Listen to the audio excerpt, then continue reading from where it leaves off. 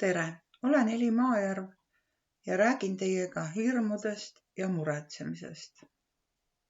Kas teate, mis on tänasel päeval kõige mõttetum küsimus?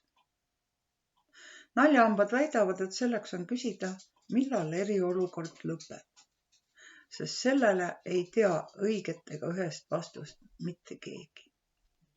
Seni, kuni aga õiget vastust ei ole, jätkub oletamine, ärevus, muretsemine, jätkuvad hirmud.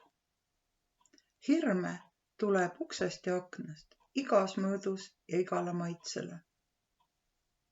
Meie valik on, millised me neist sisse laseme ja millised ukse taha jätame. Kuigi meie liikumisvabadus on hetkel piiratud, on olemas siiski vabadus valida, mida ma usun, missuguseid allikaid ma loen, millest mõtlen, millele keskendun. Sest see, kuhu on suunatud sinu tähelepanu fookus, saab jõudu. Oma tähelepanuga annad sa jõudu. Rakubioloog Bruce Lipton on uurinud, kuidas inimese mõtlemine ja tema emotsioonid mõjutavad tema immuunsüsteemi ja vastuvõtlikkust haigustele. Ja teaduslikult põhjendatult on välja selgitatud, et vastastikune mõju on vägagi olemas. Huvi korral saad YouTube'ist vaadata tema uuringute kohta videosid, trükkides sisse nime Bruce Lipton.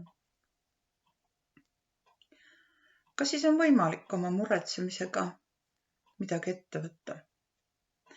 Soome mõttetehnikate treener Maria Raudava pakub välja, kui koroonaäng hakkab jälle väga hingamast matma, siis tasuks enda käest küsida. Kas minu mure on praegu reaalne oht või on see kõigest minu kujutluse vili? Nagu me teame, siis hirmul on ju suured silmad.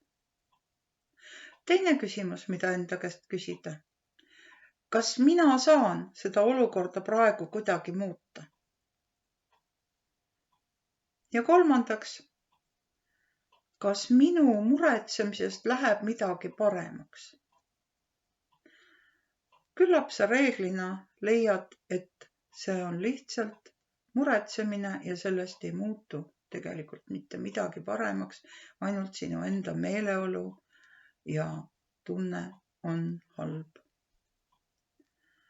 Kui saad aru, et need on kõigest sinu enda kujutlused ja mõtted, siis on sul võimalik neid ka muuta.